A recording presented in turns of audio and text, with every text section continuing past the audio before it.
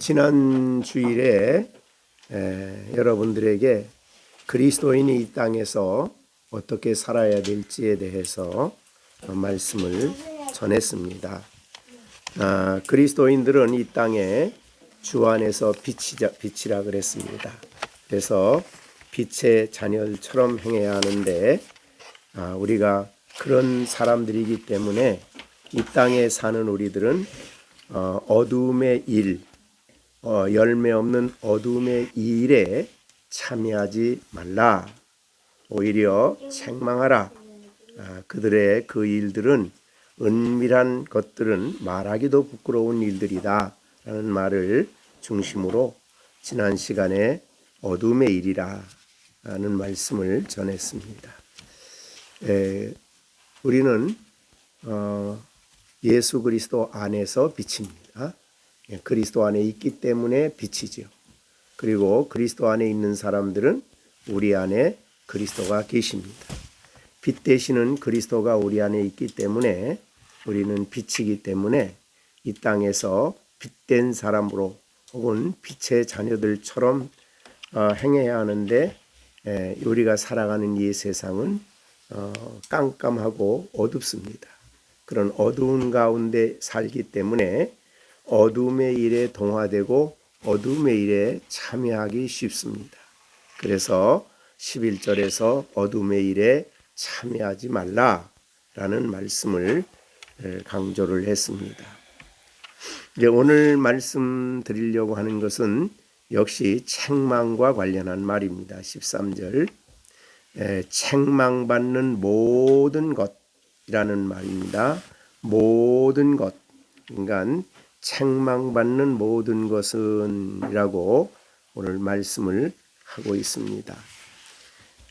그러면 이거 물론 지난주에도 이 책망하라는 11절을 중심으로 말씀을 드렸지만 오늘은 좀 더 13, 14절을 좀 더 심도 깊게 묵상하려고 합니다. 여기에 보면 책망받는 모든 것, 우리는 책망은 우리 애들만 받는 게 아닙니다. 모든 그리스도인은 다 책망을 받습니다. 왜냐하면 우리는 이 땅에 사는 동안에 완전하지 않습니다. 그리고 어두운 세상에 살아가는 우리에게 있어서 이 어둠의 일이라고 하는 것은 열매 없는 어둠의 일이라고 하는 것은 영적인 일입니다. 그래서 더욱 우리가 조심을 해야 되는 부분이죠. 우리가 잘 아는 욥을 볼 때에 욥기 1장 1절에 보면 욥은 온전했다. 하나님이 친히 욥에 대해서 말할 때도 온전한 사람이다. 그리고 정직하고 하나님을 경외하고 악에서 떠났다. 이런 말을 할 정도로 그러나 욥의 결론적인 42장에 가서 보면은 욥은 하나님 앞에 나는 죄인입니다 라는 고백을 해요. 그래서 그건 뭐냐면 욥은 경건하게 사는 삶은 맞아요. 경건하게 살았어요. 그래서 할 수 있는 대로 악에서 떠나고 하나님 말씀대로 살았는데 문제는 그의 경건한 것 자체가 교만이었어요.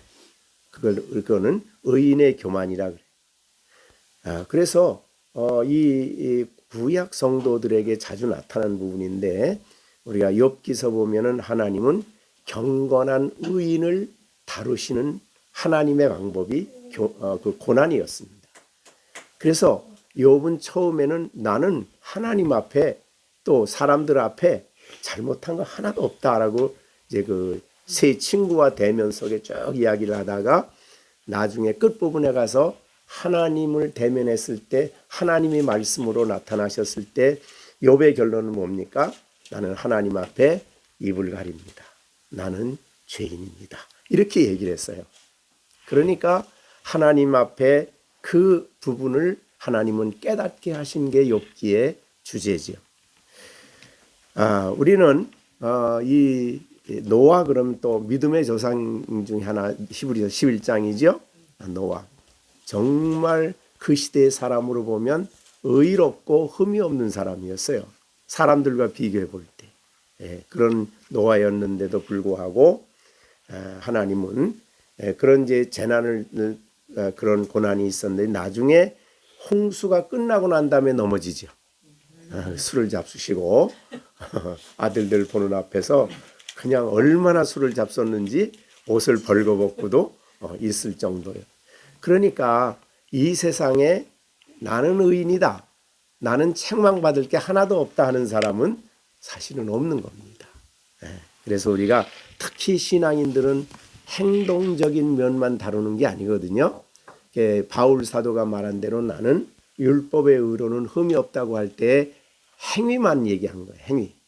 사실 율법의 십계명이 대표인데 십계명의 내용으로 볼 때는 자기는 행함으로 볼 때는 하나도 문제가 없어. 자기. 왜 그렇죠? 살인하지 말라 그러면 실제로 율법 유대인들은 어떤 생각이에요? 사람을 죽여야 살인이라고 봤어. 근데 성경은 영적이기 때문에 미움을 가져도 벌써 살인이야. 미워해도. 그런 정도로 성경의 말씀은 영적인 문제입니다. 그렇게 볼 때에 하나님의 거룩한 법에 비추어 볼 때에 나는 의인입니다, 나는 책망받을 게 하나도 없습니다 하는 사람은 없는 겁니다. 그래서 우리가 흔히 책망받는다 그럼 엄마 아빠가 애들만 책망하는 게 지난주에 주로 생각했던 건데, 사실은 오늘 책망받는 모든 것이 어떻게 나타나느냐 하면 오늘 본문 보시면 그랬어요. 책망받는 모든 것은 빛으로 말미암아 드러난다 그랬어요. 어떻게 드러나요? 빛을 보면 그 책망받는 일이 뭔가가 드러나게 돼요. 그럼 여기에 빛은 뭐죠? 예수님이셔요. 참빛으로 오신 예수님을 딱 대면하면 빛이 그 책망받을 일들이 밝히 드러나요. 그러니까 세상은 깜깜하고 어둡기 때문에 어두운 사람끼리 같이 앉아 있으면 대 비슷해. 그냥 어둡거나 좀 이렇게 어두운 거 비슷한 거 그런 것들하고 대교해 보면은 그래도 좀 욥의 친구들보다는 욥이 비교적 나아요. 사람과 비교해 보면 나.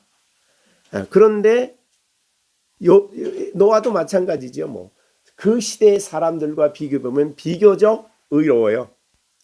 그것은 이제 비교적 의인데, 그러나 진정한 빛이 되시는 참빛 앞에 딱 서면 자신의 모습이 드러나는 거예요. 뭐가 드러나요? 책망받을 일들이 드러난다 이 말이죠. 그렇게 보는 게 오늘 본문이에요. 그래서 우리는 성경에 있는 말씀대로 정말 다른 사람의 말을 통해서 책망을 받을 수도 있고 설교자를 통해서 책망받을 수도 있어요. 대표적인 게 다윗이지요. 나단이 가서 설교를 했어요. 나단이 설교를 해서 예화를 들어서 가난한 사람이 양 한 마리를 키우는데 자식같이 키웠다. 그런데 그 옆에 부잣집이 살았어.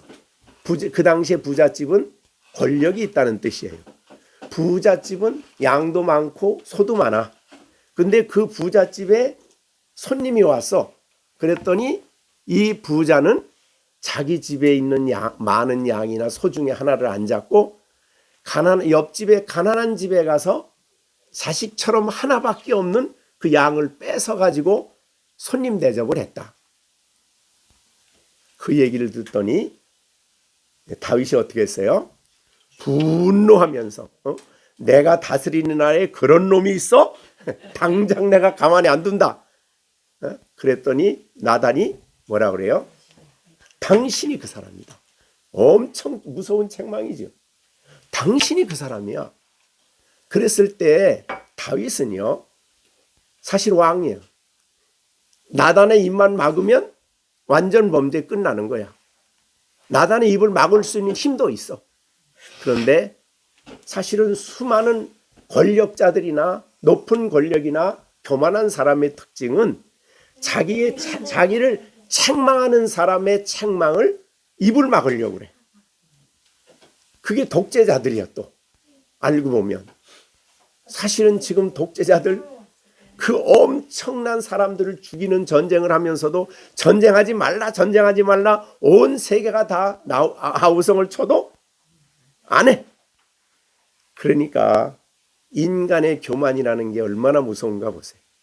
어떻든 간에 이렇게 그런데 다윗은 놀랍게도 나단이 당신이 그 사람이다 그럴 때 나단을 제거하질 않아. 나단 앞에 뭐라고 성경에 얘기하냐면 내가 죄인이다. 내가 죄를 지었다. 라고 그 자리에서 얘기를 해. 그러자 이제 나단은 그럼 하나님도 그럼 당신의 죄를 용서했습니다. 그리고 우리가 이제 그 성경에는 그냥 내가 죄를 지었습니다라는 수준으로 성경은 썼지만 그때에 다윗이 쓴 시가 시편 51편이에요. 나단의 책망을 듣고 난 다음에 너무너무 자기의 죄가 책망이 들었을 때 가슴이 아프고 막 죄에 대한 깊은 탄식을 한 게 시편 51편이에요. 자, 그래서 이 책망은 그걸 잘 받아들이는 사람에게는 엄청 큰 유익이에요. 그래서 오늘 본문에 여기 보면은 책망을 받는 모든 것은 빛으로 말미암아 밝히 드러나. 빛은 뭐예요? 진리고 예수님이고 하나님이고. 그래서 예수님이 하시는 말씀, 예수님의 삶을 가만히 묵상을 하고 예수님의 영광을 깊이 묵상하는 사람은 그 빛 가운데 자기에게 책망받을 일이 밝히 드러나요. 그럼 책망받을 일이 밝히 드러났다는 얘기는 주님이 그거를 책망하셨다는 얘기죠. 그래서 설교를 통해서도 책망받을 수 있고 때로는 아이의 잘못을 통해서도 내가 책망을 받을 수도 있고 그 신앙인의 특징은 책망에 예민한 거예요. 그 애들을 기르다가도 보면 아이들이 은연중에 하는 말이 내게 책망이 돼. 나에게 교훈이 되고. 그러니까 뭐 부모님이 하시는 말씀이 자녀들에게 책망이 될 수 있지만은 우리는 신앙인들은 책망에 대해서 예민하게 마음이 열려 있는 사람들이. 그래서 나는 잘못함이 없다 그러질 않아. 더군다나 이제 우리가 이 로마서 8장 7절에 보면 무슨 말이 있냐면 육신의 생각은 하나님과 원수가 된다. 근데 육신의 생각이 뭐예요? 성령을 따라하지 않고 자기의 육신의 생각을 따라하는 거야. 이게 이제 로마서 8장 아닙니까? 그리고 갈라디아서 5장 16절에 내가 너에게 말하노니 성령을 따라 행하라. 그리하면 육체의 욕심을 이루지 않는다. 성령을 따라 행하느냐? 그리스도인은 육체의 욕심을 따르느냐? 둘 중에 하나야. 그런데 육체의 욕심을 따르면 뭐예요? 하나님과 원수래. 아니 신앙인이 하나님과 원수로서 산다면 말이 안 되잖아요. 심각한 문제예요. 그러니까 신앙인들은 예민하게 내가 지금 성령의 인도를 따라 사느냐? 그 성령의 인도는 이제 성령은 오셔서 환상만 보여주고 기적만 보여주는 분이 아니고 하나님의 진리를 우리에게 알려주시고 빛 대신 그리스도를 증거해 주시고 그분을 밝히 알 수 있도록 예수님을 빛으로 예수님을 보는 눈을 열어주시고 그런 분이죠. 그래서 빛 대신 그래서 우리 그리스도인들의 삶에 아주 중요한 부분은요. 예수 그리스도의 영광을 많이 묵상하셔야 됩니다. 예수 그리스도의 영광을 깊이 생각하고 묵상하는 삶. 왜? 그 빛 가운데 서면은 예수님의 영광의 빛 가운데 서면 나의 모습이 드러나요. 뭐가 드러나요? 책망받을 만한 일들이 밝히 드러나게 된다 그 말이죠. 여러분 이거를 실제로 여러분들이 늘 하십니까? 늘 하셔야 돼. 여기에서 오늘 본문에 우리 이 책망받는 모든 것은 빛으로 말미암아 드러난다. 이 굉장히 중요한 말이에요. 다른 사람과 나를 비교하면 이게 안 드러나요. 책망받을 일이. 그래서 욥기 1장부터 2장, 그 다음에 3장부터 37장까지는 욥의 친구들과의 변론이죠. 근데 세 친구가 와가서 계속 욥을, 야, 너 그렇게 재앙을 당하는 거는 죄 때문이야. 막 그거 욥의 세 친구의 얘기는 똑같아요. 내용이. 너 죄 때문에 지금 당하는 게 빨리 죄를 자복해. 근데 욥은 죄 때문에 그게 온 게 아니거든요. 그래서 이제 나는 의인이라는 걸 강조하기 시작하는 거예요. 하나님 앞에 나는 조금 더 잘못한 거 없다. 이게 이제 세 친구와의 대화예요. 그런데 그 다음에 이제 엘리후라는 사람이 나오죠. 38장부터. 엘리후가 나와서 한 얘기 뭐냐면, 처음서부터 엘리후는 자기를 얘기하지 않고 자기의 사상을 얘기하지 않고 처음서부터 끝까지 하나님을 얘기해요. 그러니까 하나님을 보여주는 거죠. 그리고 난 다음에 하나님이 실제로 나타나셔요. 그리고 나서 욥이 하나님 앞에 입을 다물어요. 내가 여태까지 아무것도 모르는 헛된 말을 떠들었습니다. 그렇게 세 친구한테 그렇게 막 난리를 치던 욥이 입을 다물어 하나님을 대면했을 때, 그러니까 신앙인들에게 있어서 그리스도를 대면하는 것만큼 유익한 일이 없어요. 예수 그리스도의 영광을 깊이 그래서 생각해야 돼. 여러분이 성경을 보는데 성경은 누구를 증거하는 거예요? 당연히 예수님이죠. 구약에 앞으로 오실 예수님, 신약에 오신 예수님, 장차 오실 예수님. 근데 그 예수님의 모습 속에 나타난 것은 전부 다 빛이에요. 빛. 예수님의 겸손, 예수님의 거룩, 예수님의 온유, 예수님의 자비, 예수님의 지혜로움, 예수님의 모든 것은 빛입니다. 왜? 참빛으로 오셨거든요. 요한복음 1장에 참빛, 예수님이 참빛이라고 했어요. 그러니까 참빛, 그 말은 다른 빛들은 빛이 아니야. 사람들이 나는 최고다라고 부르짖고 외치는 사람들을 가만히 들여다보면 그건 아니에요. 그 안에 자신도 모르는 교만, 오만, 거짓, 이런 것들이 가득해. 더군다나 육체의 욕심은 욕망, 탐욕, 욕심, 이런 것들이 가득한 거예요. 그게 어둠이죠. 자, 그래서 오늘 본문에 책망받는 모든 것은 드러나게 돼 있어.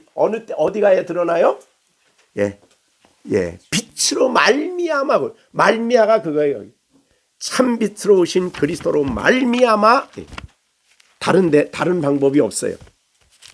그러니까 사람이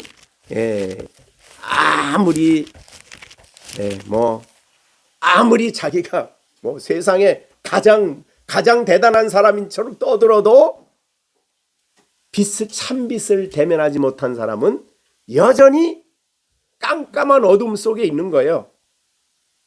자, 그것입니다. 그래서 거기에 보면은 요한복음 1장 5절에 보면 그래서요. 빛이 어둠에 비추되 어둠이 깨닫지 못하더라. 어둠은 빛을 못 깨달아. 이건 영적인 문제죠. 그러니까 어두운 가운데 있는 사람들은 예수님을 몰라요. 그런데 여러분들은 어때요? 거듭났기 때문에 보는 눈을 하나님이 주셨죠. 그래서 우리가 지난주에도 얘기했지만은 보는 눈은 성령께서 주시는 거예요.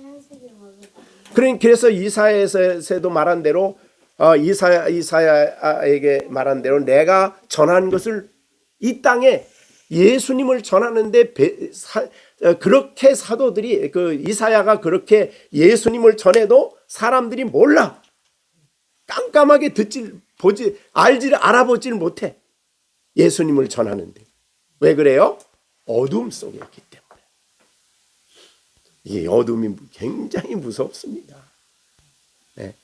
자, 그래서 참빛, 어둠의 빛이 되 어둠이 깨닫지 못하는 정도가 아니고 어둠에 속한 사람은 참빛을 미워한다 그랬어요. 네. 자, 그리고 그러나 이 빛이 비춰져서 그 빛 가운데 눈이 열려지고 빛 가운데 속한 사람은, 그 빛을 받아들인 사람은 빛이 되는 거예요. 주 안에서. 자, 어떻든 오늘 우리에게 중요한 것은 빛 가운데 있는 여러분들은 끊임없이 오늘 주신 이 말씀을 따라서 빛으로 말미암아 내 책망받을 것들이 드러나도록 살아야 됩니다. 그래서 신앙인들의 가장 큰 유익은요, 성경을 통해서 보여주시는 예수님, 빛 되시는 예수님을 묵상하는 일이 중요하다는 거예요. 자, 그러면 여기에 드러나면 어떻게 됩니까? 그것이 드러나면 어떤 결과가 와요? 오늘 본문에 드러나는 것마다 빛이 돼요. 그래서 책망받을 일이 다 드러나고 나면 그 다음에 그것을 회개하고 그것을 자복하고 그리고 그것을 버리는 삶이 거룩이에요. 하나님의 말씀에 따라서 받아들이고 책망받은 일을 이렇게 하나님께로 돌아와서 빛 되시는 그리스도를 보게 되면 이제 빛이 되는 거예요. 그리스도 안에 빛된 삶을 살아가는 거예요. 자, 우리가 계시록에 보면 2장 3절에 아시아의 7교회가 나오죠. 아시아의 7교회가 나와요. 그는 이것은 이제 아시아, 그 당시는 실제적으로 아시아에 있는 교회지만 이 7교회는 상징적이라 그랬어요. 그는 그 시대의 7교회만이 아니에요. 모든 교회 또는 모든 시대에 모든 지역에 존재하는 모든 교회에게 주는 말씀이 이제 7교회에게 보낸 말이에요. 거기에 나오는 말씀 속에 책망이라는 말이 계속 나와요. 그죠? 에베소 교회에 너를 책망할 것이 있는데 너의 처음 사랑을 버렸다. 그러면 이제 버리면 어떻게 됩니까? 처음 사랑을 버리고 버린 것을 회개하면, 그죠? 그거를 자복하면 그 다음에 그 사람들에게는 이제 뭐가 생겨요? 빛된 삶이 드러나요. 그러니까 책망받을 일이 딱 드러나면 내가 첫사랑을 버렸네라고 회복하면 첫사랑을 회복한 사람은 그 빛이죠. 이게 오늘 지금 본문이 그런 거예요. 근데 아시아에 7교회가 있었는데 책망받지 않은 교회는 하나 딱 교회예요. 서머나 교회. 그리고 나머지 6교회는 다 책망이 있어요. 그 비율로 따지면 어떨까요? 7교회가 있는데 6교회는 다 책망이고 한 교회만 책망이 없어. 비율적으로 이 세상의 지상에 있는 교회들은 비율적으로 책망받을 일이 많은 거예요, 사실은. 그런데요, 서머나 교회는 어떤 교회인데 책망이 없었을까? 놀랍게도 관찰해 보니까 2장 9절이죠. 거기 서머나 교회. 내 환난 궁핍. 그러니까 환난과 궁핍이 있는 교회가 책망이 없어. 다른 교회는 참 교인들도 많고 막 건물도 웅장하고 막 대단한 교회들이, 사대교회, 라오디아 교회 같은 데는 차지도 않고 덥지도 않은 교회는 엄청 커요. 에베소 교회도 보면 엄청 컸어요. 교인들이 많았어요. 근데 책망받을 길이 다 있는데 제일 작고 고난이 많고 궁핍하고 그런 교회는 책망이 없었어. 실상은 너희는 부요하다. 가난하지만, 육신적으로는 가난하지만 실상은 영적으로 부요하다. 그렇게 얘기를 했어요. 자, 그런 걸 보면 이 세상에 우리가 제일 사람들이 자랑하고 교인들이 제일 많이 가는 데가 어디입니까? 대단한 교회죠. 건물 크고 아름답고 성가대 멋있고 화려하고 그런 데 많이 가요. 그런데 속는 거야. 그런데 내가 어느 교회에 속했다는 그런 데 속는 거예요. 중요한 것은 그게 문제가 아니라 그리스도의 영광을 날마다 보는 사람이. 그런데 여기에 보면은 그 다음에 보세요. 이 빛으로 말미암아 책망받을 것이 드러나서 그 책망을 받아들이고 그래서 빛이 다시 회복이 됐어. 그리스도 안 빛이 회복된 사람들 말고 14절 에베소 교회 그들의 상태가 어떤가 보세요. 이르기를 어떻다고 그랬어요? 지금 에베소 교회는요 잠을 자고 있는 사람들이 있어요. 여기 잠자는 것은 우리 저녁에 잠자는 그런 잠이 아니죠. 잠자는 자요. 그 다음에 깨어서 어떻게 돼요? 죽은 자. 여기 죽은 자는 뭐예요? 죽은 자는 영적으로 죽어있는 안 믿는 사람들. 근데 이 에베소 교인들은 영적으로 죽은 자들하고 어떻게 해요? 같이 거기서 잠을 자고 있어. 그러니까 영적으로 죽은 사람들하고 똑같이 어울리고 똑같이 참여하고, 그러니까 이거 우리가 에베소 교회에 하신 말씀이요. 11절에 열매 없는 어두움의 일에 참여하지 말라 했는데 이 사람들은 지금 어떻게 하고 있어요? 참여하는 사람들이. 그런데 그들의 모습은 어때요? 영적으로 볼 때는 잠자는 자라 그랬어요. 또는 잠자는 자라고, 또는 깨어서 죽은 자들 가운데 누워 있어. 영적으로 죽은 사람들의 일에 참여하고 그들하고 같이 영적인 잠을 자고 있는 사람들이, 에베소 교인들이 다 그렇다는 건 아니에요. 그런 사람들이 있었다 이 말이죠. 그런 사람들을 향해서 이 예수님께서, 그리스도께서 너희에게 비추이시니라. 빛 되시는 그리스도가 이제 그들에게 빛을 비추어 주시는 거죠. 문제는 그 빛 가운데로 나아가는 일이 중요한 거예요. 자, 여러분, 그러니까 책망이 책망받는 일이 좋을까요? 안 좋을까요? 안 좋지요. 그런데 신앙인들은 그거를 달게 받아들여야 돼. 감사하게 받아들여야 돼. 주님이 나를 책망해 주시면 너무너무 감사합니다. 이렇게 얘기를 해야 돼요. 또 사람을 통해 책망을 받아도 하나님이 나를 바르게 세우기 위한 것이라는 것을 깨닫고 감사해야 돼요. 보세요. 잠언 9장 9절에 보면 그랬어요. 거만한 자는 책망하지 말아라. 거만한 자는 책망하면 나를 책망한 사람을 뭐라고 해요? 미워한다 그래요. 그러니까 나를 책망하는 사람을 미워하면 그건 거만한 사람이야. 거만한 사람은 나는 그래도 잘 살았는데, 이 거만이죠. 흠이 없는데 이 거만이. 그러니까 잠언 9장 8절에는 거만한 자는 책망을 받으면 나를 책망하는 사람을 미워해요. 그러면 안 되죠. 그죠? 그 다음에 지혜 있는 자를 책망하라. 그가 너를 사랑한다. 지혜로운 사람은, 잠언의 지혜로운 사람은 누구예요?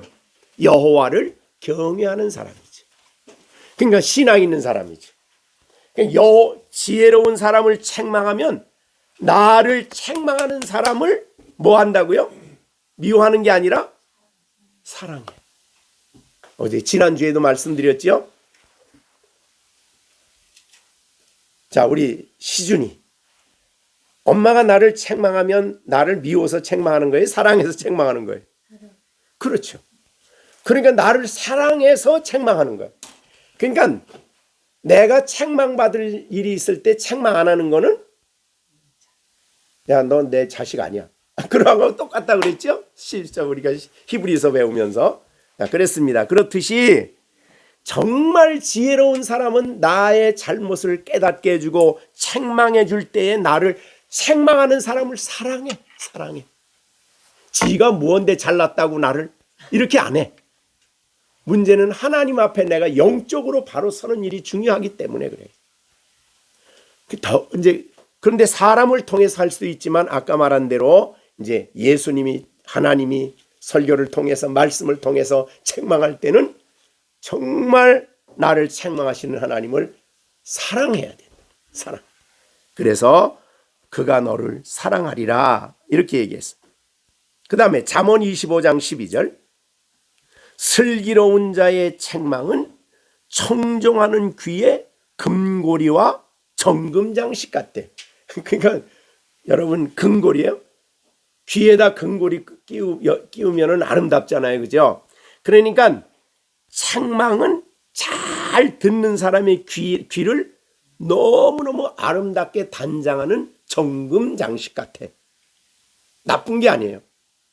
그래서 그러니까 슬기로운 사람은 책망을 들을 줄 아는 사람이에요. 자, 그러면 우리 시령이는 아빠가 책망하면 그 책망을 잘 들으면 어떻게 돼요? 슬기로운 사람. 그죠? 우리 저 누구죠? 승아. 엄마가 야 너 이거 이렇게 하면 안 돼라고 책망을 하는 거를 잘 듣는 사람은 어떤 사람? 슬기로운 사람. 슬기로움의 반대는 미련이거든요. 미련한 게 아니라 슬기로운 사람이에요. 그러니까 책망을 나는 책망받을 게 없어. 그런 사람은 정말 미련한 사람. 자, 우리는 이 땅에 사는 동안에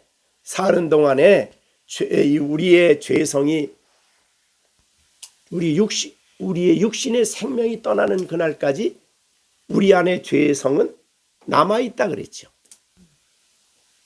그렇기 때문에 의인된 성도들에게도 죄가 있어요. 그래서 죄와 싸우는 거예요. 그래서 성령을 따라 살지 않으면 육체의 욕심을 따라 살게 되는 것이고 그것은 바로 책망받을 일이 나타나는 거예요. 고집을 세운다거나 그냥 책망하는 것 전혀 귀를 기울이지 않고 막 하면은 그건 뭐 하는 사람? 미련한 사람. 그러나 잘 책망을 듣는 사람은 지혜로운 자예요. 지혜로운 자는 책망을 받는 나를 책망하는 사람을 사랑하고 슬기로운 사람은 책망을 잘 들어요. 그리고 나를 돌아봐. 이게 내가 고쳐야 될 거구나. 내가 떠나야 될 거구나. 이거를 안다 이 말이죠. 그게 슬기로운 사람이라 그래요. 네, 이 세상에는 우리 믿는 사람들은 슬기로운 사람이 돼야 돼요. 네, 그렇게 됐죠. 그 다음에 잠언 27장 5절에 보면 면책은 숨은 사랑보다 낫다. 그러니까 뒤에서 꿍얼꿍얼 하지 않고 실제로 보고 책망하는 거예요. 면책. 책망은 숨은 사랑이 뭐예요? 숨은 사랑. 나는 사랑해. 그런데 숨겨놓고 사랑을 해. 그런 숨은 사랑보다 낫다.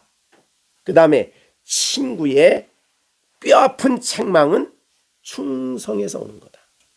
충직으로 말미암나니 원수의 잦은 입맞춤은 거짓말이다. 그러니까 입에 달콤한 말하는 거는 그 거짓말이라 이 말이지. 자, 그래서 우리가 교회의 머리가 되시는 예수님은 자신의 교회를 향해서 책망을 하셔요. 책망받을 거 그냥 안 넘어가. 반드시 책망을 해서 그것이 다시 빛된 삶을 회복하도록 하시는 분이 우리 예수님이셔요. 그러니까 여러분들이 성경을 보면 너무너무 그런 게 너무너무 잘 보이지요. 자, 그래서 오늘 여기에 보면은 이 책망의 모습, 책망을 성경은 잘 책망을 받아들이는 사람을 계시록에서는 이기는 자라 그랬어요. 이 승리자예요. 그 죄를 미움을 승리하고 어둠을 승리하고 죄악을 승리하는 승리자예요. 이기는 자야. 지는 자가 아니에요. 그러니까 책망을 받을 일을 단호하게 버리고 빛 가운데 설 때에 하나님은 그를 이기는 자라 그렇게 표현하는 거예요. 승리자지. 그러니까 죄를 범하면 이기는 자가 아니라 실패자지. 시험하는 원수 마귀에게 넘어지는 자예요. 신앙인들은 승리자가 돼야 된다. 그렇게 여겨집니다.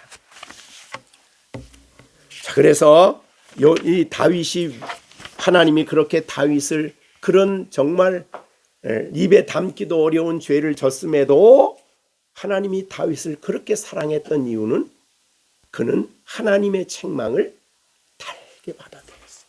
그래서 내 마음에 합한 자라 회개하는 사람이죠. 이것이 우리 신앙인들에게 너무 중요해요.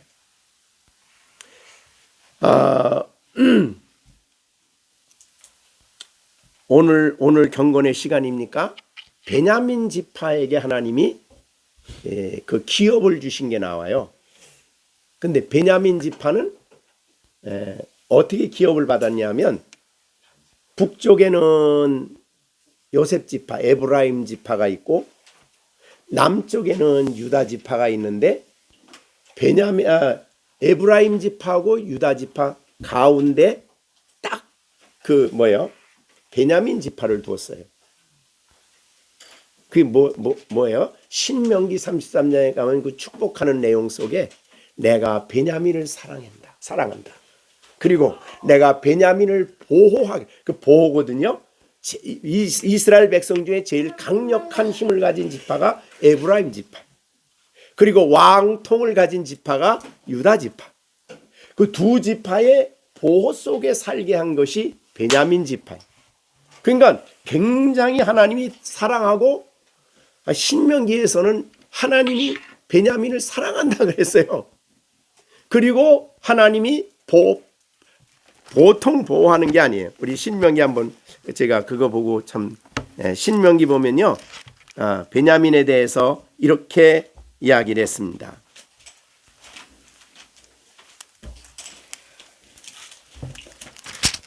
축복한 내용인데요. 베냐민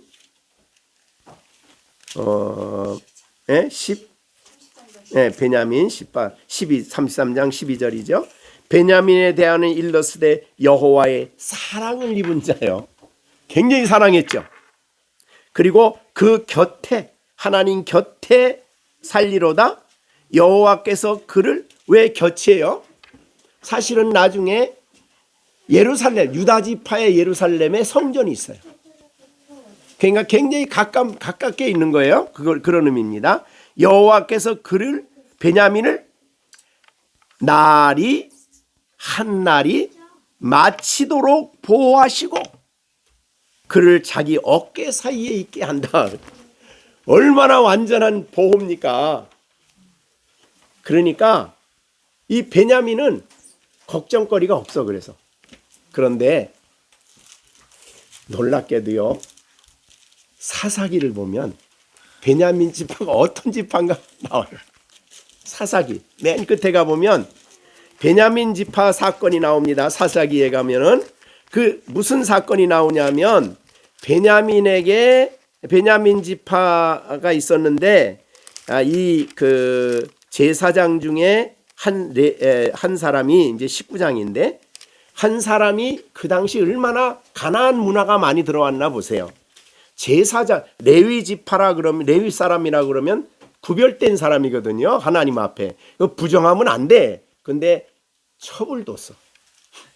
첩을 뒀어요. 그죠? 근데 이 첩도 또 보통 첩이 아니라 못된 짓을 또 했어. 그래가지고 도망을 갔어요. 자기 고향으로. 그게 이제 베들레헴이야. 그래서 이제 이 레위인이 가서 내 아내를 첩을 찾아와야 되겠다. 그러고 가서 찾아가지고 와. 오다가 저녁에 저녁이 됐어. 그러니까 뭐 더 이상 갈 수가 없어. 그래서 그 자기 함께 갔던 종이 우리 저 베들레헴에 예루살렘에 가서 기브아에 베들레헴에 가서 우리 잡시다 그랬더니 거기 레위인이 한 말이 야 그래도 이방인들이 사는 예루살렘보다는 우리가 뭡니까 베냐민 지파가 있는 기브아에 가는 게 낫겠다. 그러고 갔어. 들어갔는데 알지 못하는 사람이 딱 들어오니까 저녁이 됐는데 베냐민 지파 사람들 중에 못된 놈들이 가나안 문화죠 그게. 그 남자 내놔라. 그 주인 보고 그러는 거예요. 내놔라. 우리가 상관하겠다는 것은 소돔과 고모라의 죄거든요 그게. 그러니까 벌써 하나님의 그 큰 사랑을 입고 보호를 받은 베냐민 지파 사람들이 뭘 했어요? 그 못된 가나안 사람들의 죄를 그대로 가져. 그래가지고 그 사건 때문에 전쟁이 났죠.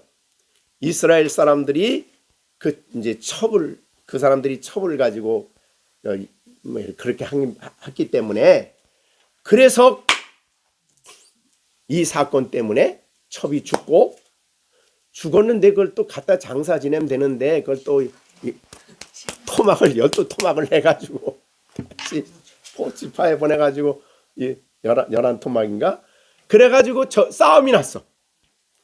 싸움이 나가지고 전쟁이 나서 이스라엘 사람도 4만 30명이 죽었고 베냐민 사람도 4만 명이 넘게 죽었어.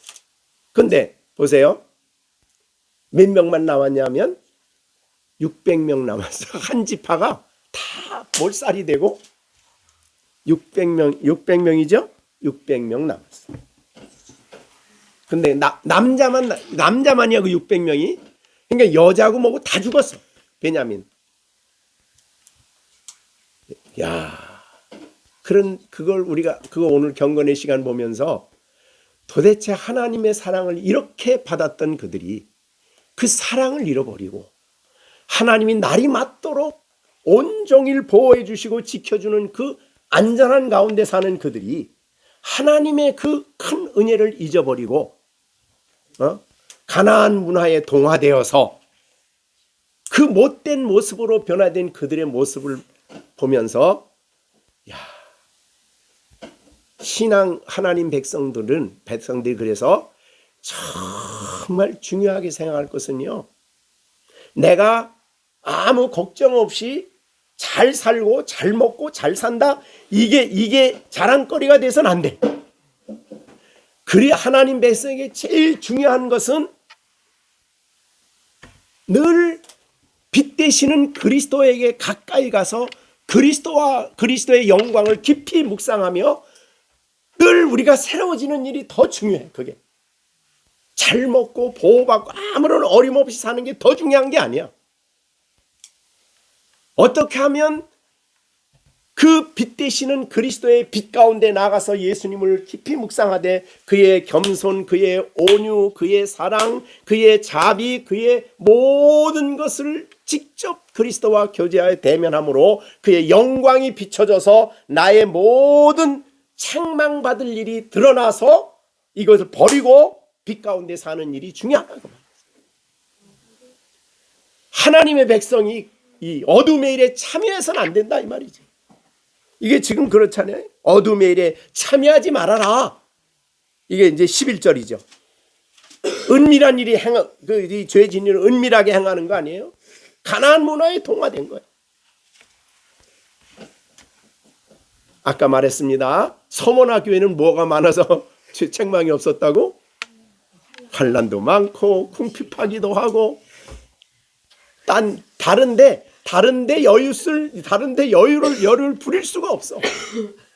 그러니까 신앙인들은 그러니까 그리스도인이 복을 얘기할 때에 기복적인 신앙을 가지고 있어서는 안 되는 거예요.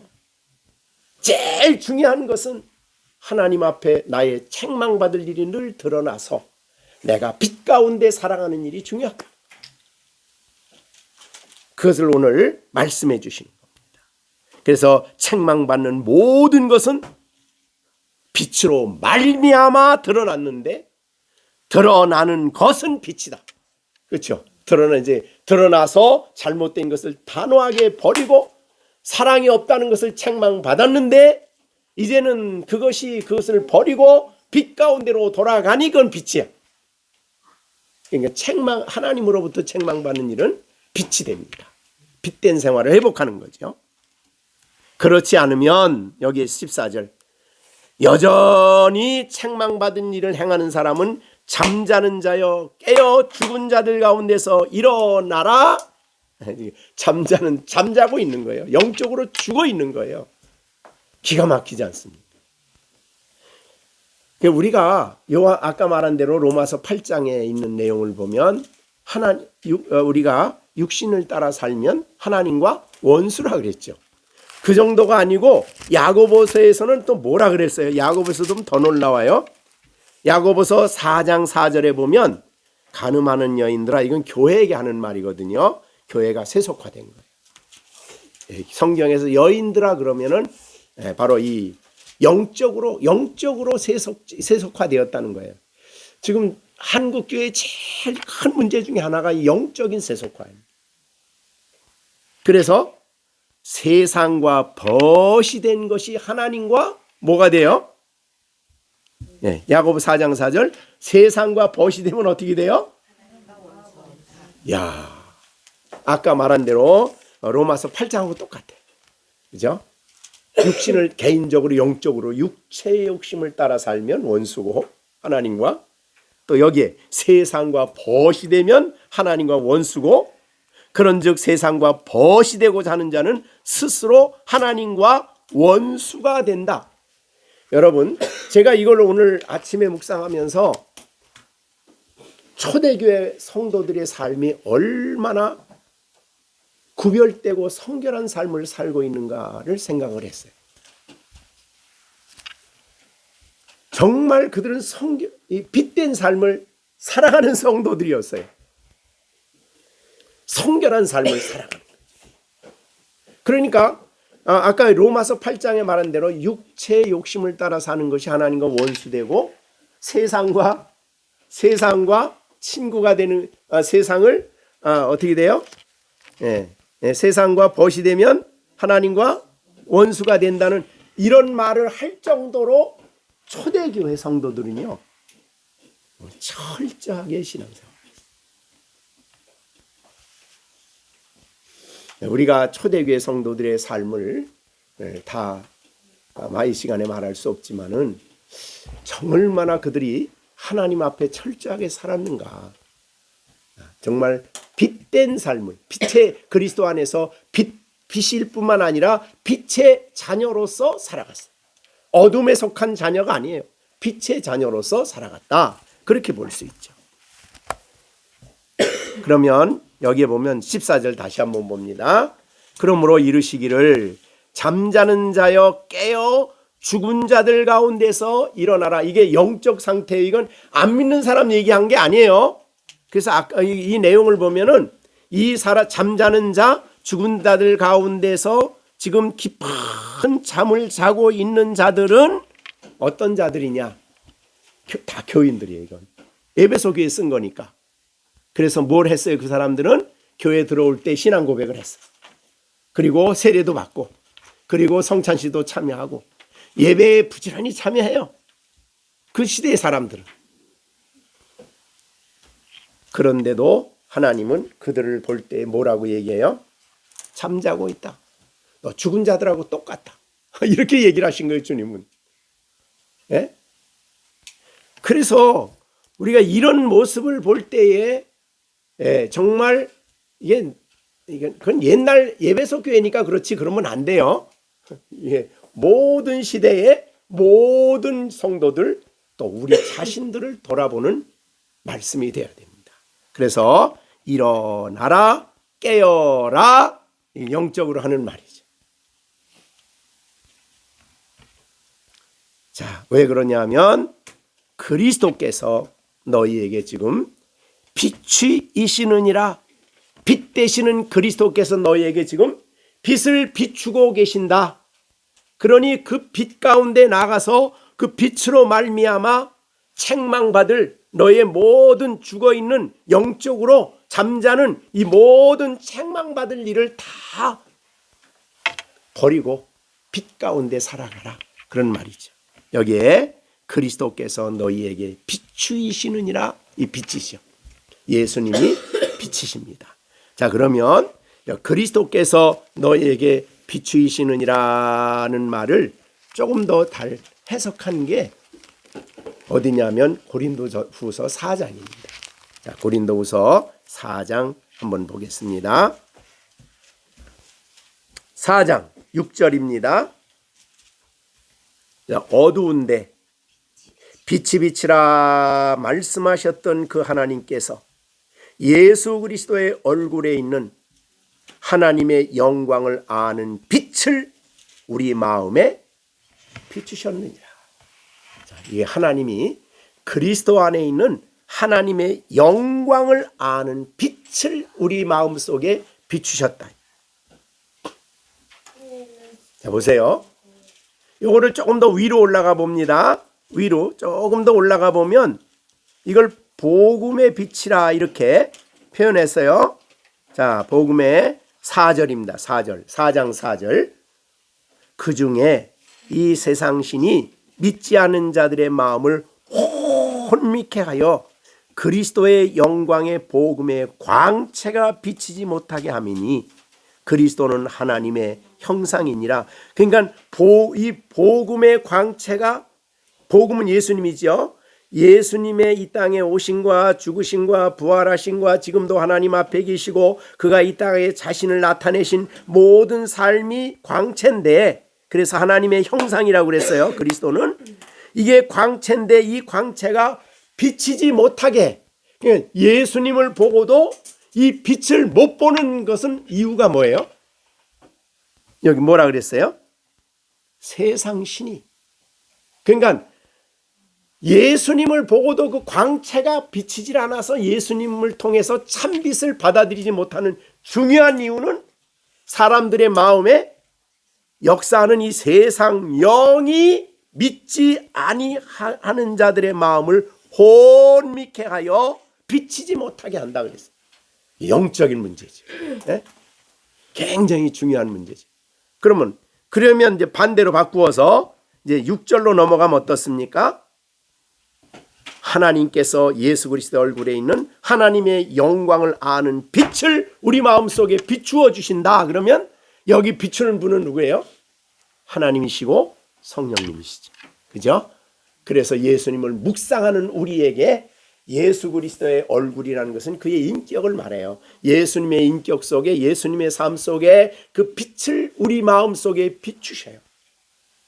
하나님이 성령이 하시는. 조금 더 올라가 봅니다. 3장 여러 번 말씀한 거예요. 3장 18절. 자, 우리가 다 수건을 벗은 얼굴로 거울을 보는 것 같이 주의 영광을 본다. 이게 광채예요. 주의 영광을 보매라고 말할 때에 신성을 얘기하는데, 신성. 그럼요. 하나님의 신성은 뭐죠? 하나님은 어떤 분이시죠? 하나님은 영이시니. 우리 다 잊어버렸죠? 서열이 문답 4번. 네? 하나님은 영이시니. 네? 그의 존재하심과 그의 거룩하심과 또 네? 공의로우심과 인자하심과 진실하심과 영원하시며 불변하시며 무한하시다. 그게 예수님 하나님의 영광이에요. 그게 그의 인자하심, 그게 사랑이에요. 그의 진실하심, 그 진실하심 앞에 서볼 때에 우리의 진실하지 못한 부분이 보여지는 거죠. 자, 그의 거룩하심 앞에 설 때에 나의 거룩한 모습이, 거룩하지 못한 모습이 드러나면 그게 어둠이에요. 그거를 볼 때에 우리가 어둠을 참여하지 않고, 어둠의 일에 참여하지 않고 빛 가운데 이제 참여하게 됩니다. 자, 그렇게 해서 주의 영광을 보매 그와 같은 형상으로 우리가 변화된다. 그러니까 여러분이 변화되는 하나님이 우리를 변화되는 방법은요. 너 착하게 살아? 이건 율법입니다. 하나님은 착하게 살아 하기 전에 우리를 착하게 살아가는 사람으로 내면을 변화시키십니다. 먼저. 그리고 우리 가운데 거룩한 영을 부어주십니다. 그리고 우리 변화된 우리의 심령이 그렇게 살아가도록 만드시는 거예요. 그게 하나님의 방법이죠. 자, 그래서 변화, 우리 변화입니다. 신앙인들의 변화. 늘 말씀드리지만 여러분들 그리스도인은 사람은 아무리 믿어도 절대 안 변해. 맞는 겁니까? 틀리는 겁니까? 절대로 안 변해. 그러면 그건 정말 누가 말 맞다나 그건 정말 기적입니다. 예수의 영광을 대면하는데 절대 안 변해? 말이 안 되는 거죠. 하나님의 말씀은 그렇게 말하지 않습니다. 문제는 어떻게 변하느냐예요. 그래서 우리가 일시적으로 몇 가지 바꾸어서 변화시키는 게 기독교가 아닙니다. 개선하는 게 몇 가지 이런 점을 좀 개선합시다. 개선하는 게 기독교가 아닙니다. 일시적으로 잠시 이런 거 착한 건 몇 가지 아닙니다. 내면을 변화시켜 주시오.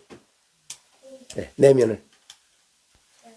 그래서 돼지는 목욕을 하면 어떻게 돼? 또다시 쥐가 토했던 곳에 또 들어가죠. 개는 토해 놓으면 어떻게 돼요? 그 또다시 먹지요.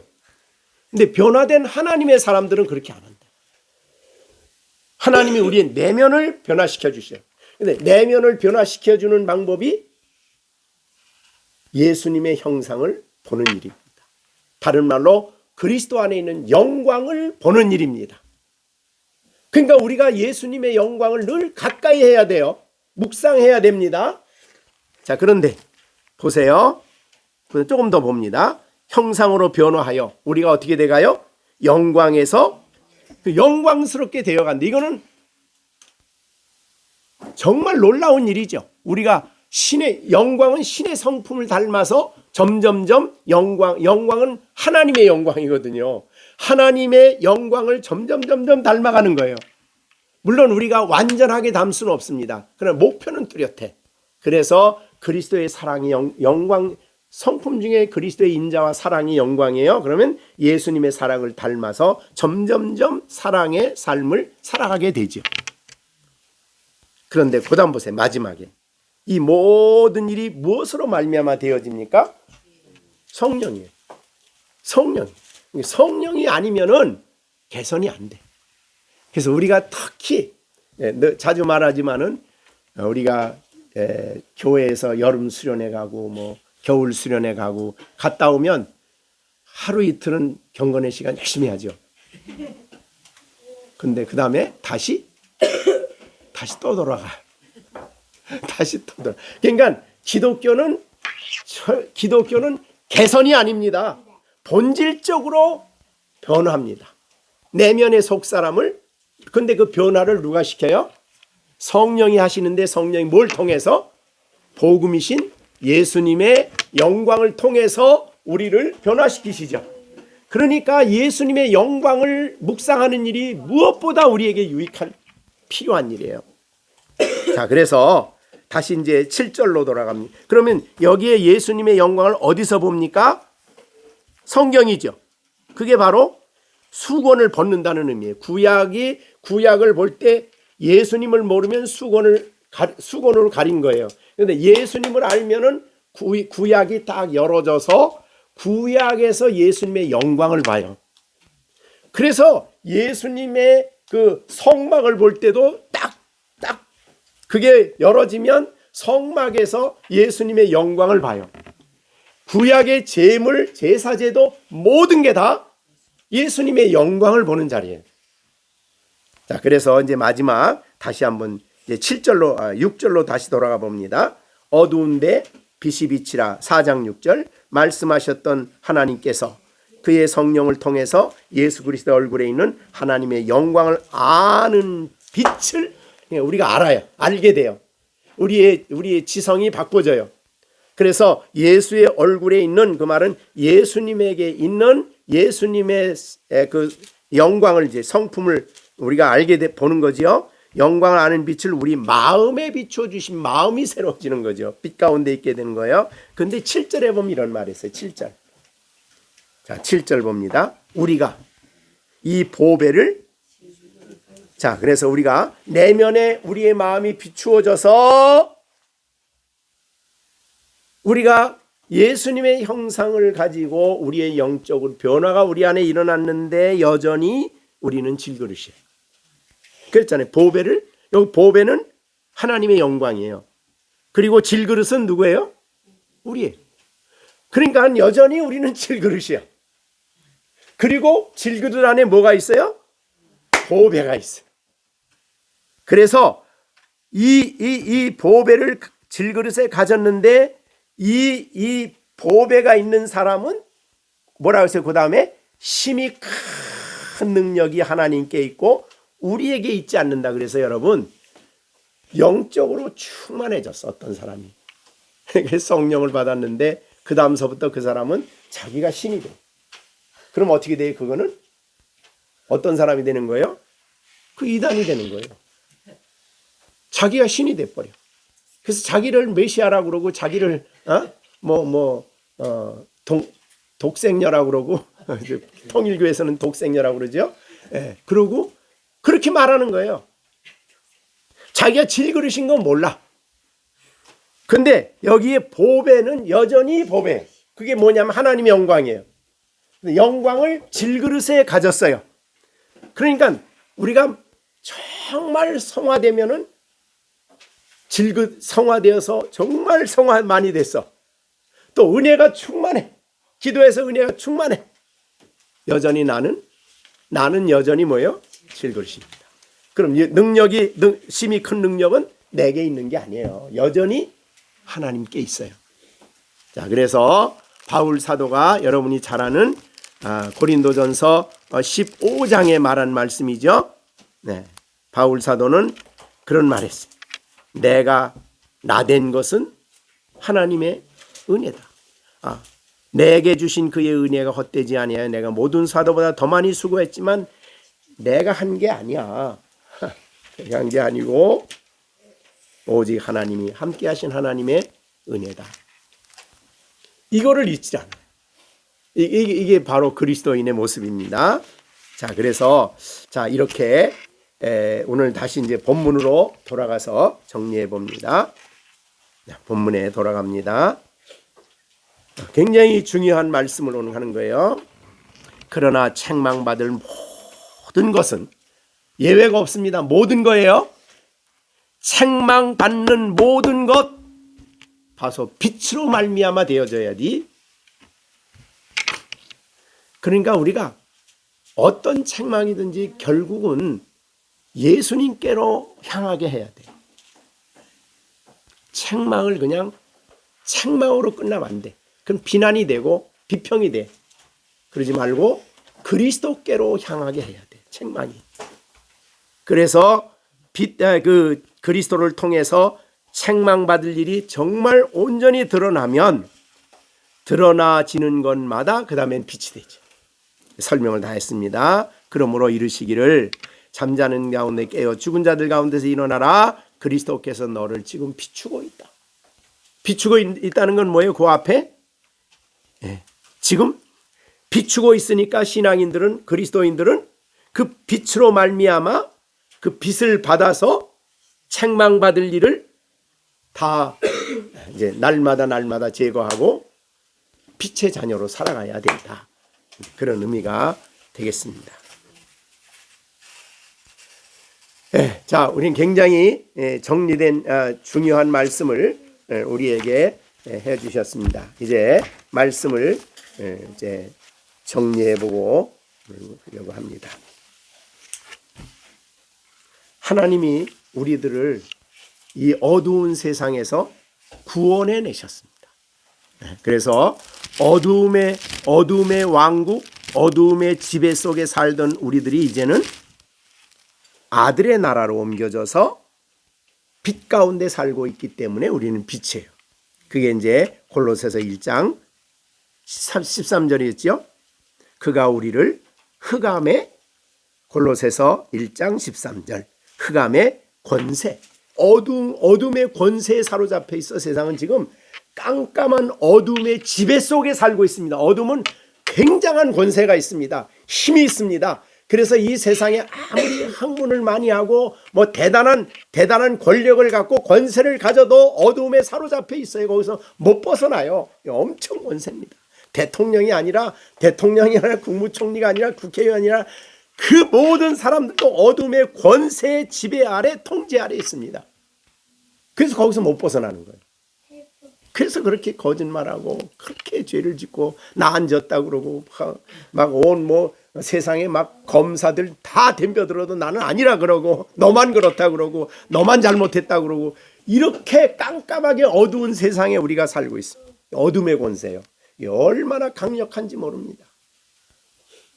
영적으로, 실제적으로 이 세상은 정말 여러분이 우리가 신앙인들이 다 보지 못해서 그렇지 정말 어둡습니다. 너무 막 밤 속에서 이루어지는 일들이 너무너무 어둡고 깜깜한 일들이 막 일어나고 있습니다.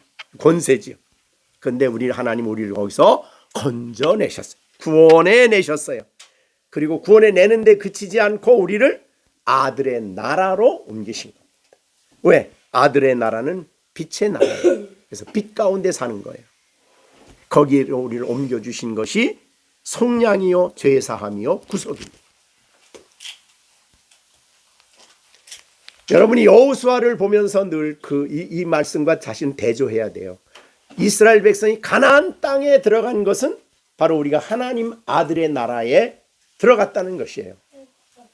그런데 그 나라에 들어간 그들이 그렇게 가나안 문화에 자꾸 동화되는 이유는 정말 하나님의 영광을 가까이 하지 못하기 때문이고 하나님의 영의 충만함을 받지 못하기 때문에 이게 구약시대 성도들의 모습입니다. 사실은 구약시대 성도들은 하나님의 말씀을 직접 들으니까 좋겠다 그러지만은 사실은 신약시대 성도들이 훨씬 더 구약 성도들보다 많은 유익한 삶을 우리가 살고 있는 거예요. 그래서 제자들에게 예수님이 하신 말씀을 그렇죠. 내가 가는 것이 너희에게 해가 된다? 왜요? 왜? 가서 내가 아버지께 구하여 성령을 보혜사를 보내주시겠다. 이것 때문에 유익인 거예요. 왜냐하면 예수님은 같이 있으면 서로 다르잖아요. 그래서 마음이 서로 분리가 되어 있잖아요. 근데 성령은 오시면 우리 마음 가운데 계셔서 우리 안에 역사를 하시기 때문에 훨씬 더 유익한 거예요. 이렇게 우리가 철저하게 그리스도의 영에 속하여 혹은 영의 지배를 따라 살아가는 신약시대의 성도들, 이거 우리들이죠.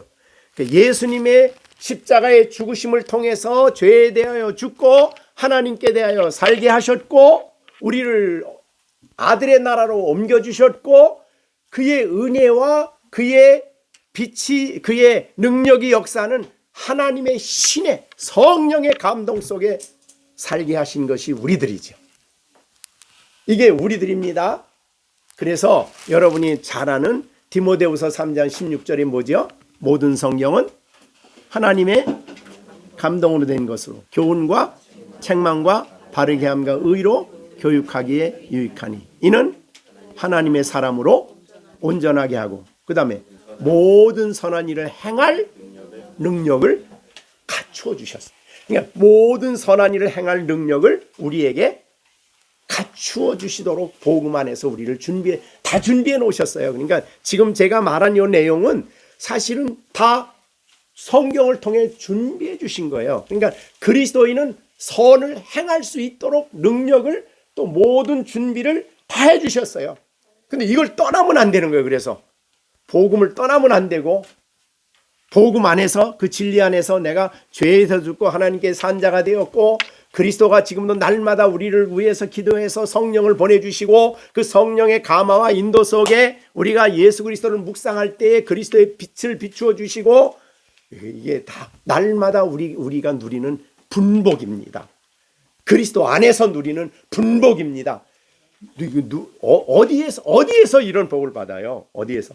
그러니까 우리가 구원은 엄청나게 놀라운 복입니다.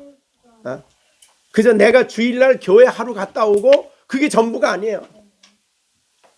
삶 전체가 복음 안에서 이렇게 빛 가운데 사는 삶을 살아가도록 하여 주신 거지.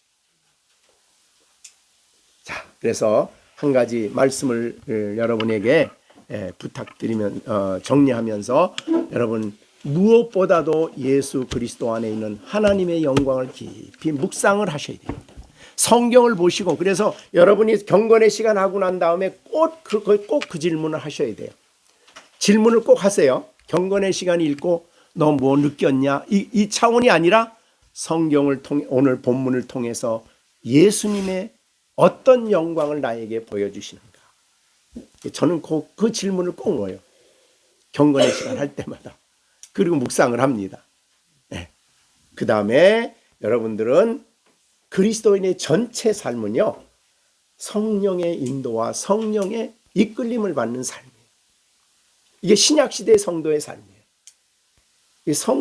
성령의 이끌림을 받지 않으면 그리스도인의 삶을 살아낼 수가 없어요. 왜?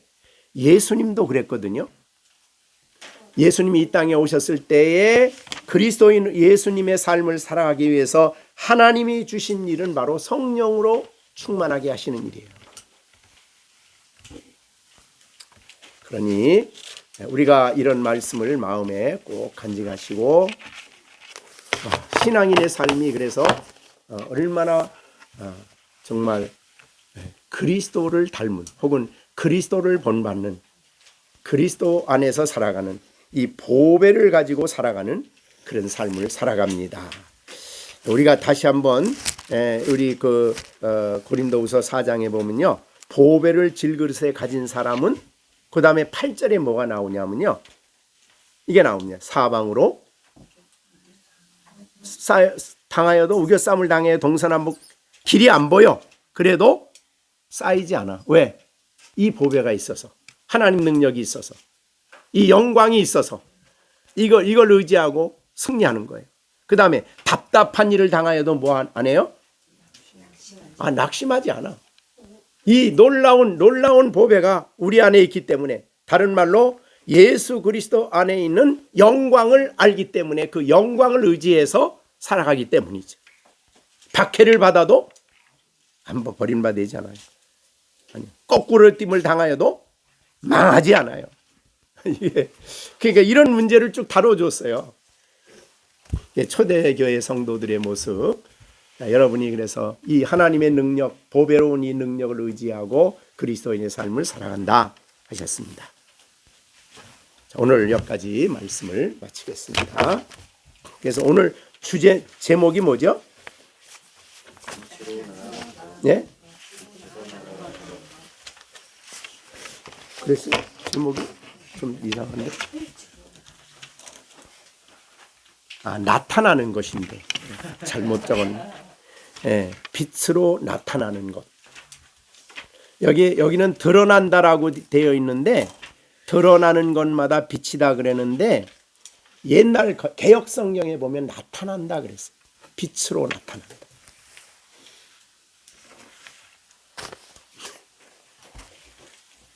자, 기도하고 마치겠습니다.